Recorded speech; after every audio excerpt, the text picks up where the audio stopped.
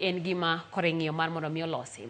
Wadhi nyime kama doho Marongo ogolo chik mondo ringre mar obila mar GSU mane oike kanisa mar St. Joseph Mission of Messiah in Africa mantiere sub-county Marongo ogol oko kendo odhi oike dalagi e gwenge mar Kachieng e sub-county Manyando county ma Kisumu. Ma ing'eto mane ogol kod jang'ad bura e doho Marongo Crispin Orwa tok bura mane ochwal kod familia mar obila ni mane oike kanisa no dwe mar adek higani. Bang' to kuom dweche maromo ang'wen familia mar obila mar GSU maen kaka Dan Ayobura mane oike laro mar kanisa no mar St. Joseph Mission of Messiah in Africa e sub-county Marongo giko to koro chunygi oyweyo bang' do winjo dwaro margi mar mondo ringre no koro gol kendo dhi oiki e dala gi gweng' ma Kachieng e sub-county Manyando e county no ma Kisumu. That an order is hereby issued for exhumation of the body of the deceased Dan Ayobura from the second defendant's church premises situated in East Kamagambo under the supervision of the public health officer. Eng'eto mar jang'ad bura dono Marongo Crispin Orwa ne ogolo chik mondo ringre no ogol kod apisa mowuok e migawo no mar thieth ka imiyogi arita kod obila kendo tere mondo koro oike e dalagi e sub-county Manyando kaluwore kit oganda kod timbegi mag Luo. Orwa bende ogolo chik mondo ko jaod obila ni mane oike kanisa bende ema otero apisas mag thieth kama ne oike ringre obila ni mondo koro gole oko kawuono obila ni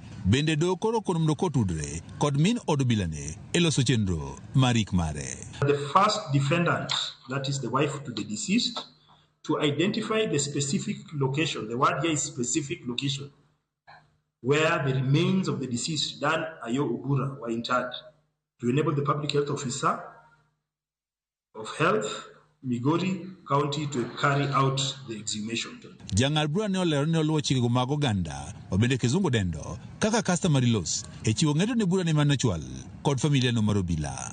It therefore goes without saying that the place that the deceased Dan Ayobura, a Luo male, ought to have been buried at his father's homestead located in Kachieng, Nyando sub-county, Kisumu county, and not just St. Joseph's Mission's Church, where his remains were interred. Min od obila ni mane oike kanisa Lilian Atieno karama nowacho ni odhi e doho mar kwedo ng'eto no. Kaluwore gi kes kaka nchadhi na expect ni adhi loyo case, but kaluwore gi judgment gima ahia ok awinjo loss awinjo mani kaluwore gi ong'ad bura kaluwore gi chike mag Luo.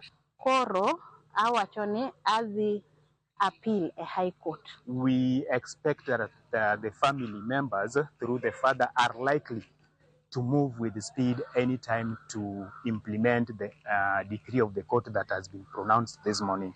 And for that reason, we also have to move with speed so that we arrest or stay the implementation of that decree. Familia mar obila ni mar GSU mane oike kanisa to ne onyiso mor bang' doho winjo ywak margi. Nagoero kamano maduong' ne Nyasaye kuom tiyo kodwa ma kot odomiwa thuolo kawuono ni ka nyathina agolo Rongo kata tero doko iko kano. Agoero kamano n'oganda duto mondo wabed joneno kwa iko nyathiwa. Wan wagone Nyasaye erokamano nikech ne ok wapar kaka joka dhano ni body ni ne nyalo wuok Rongo machak dog kano.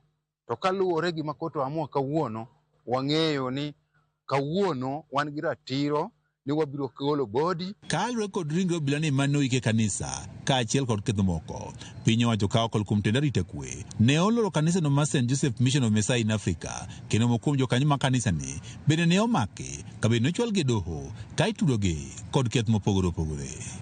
George Juma, Ramogi TV, Migori. Rowere County ma Kisumu oingo odiochieng' mar rowere piny mangima ka gikwayo mar riwo jomatindo e sectors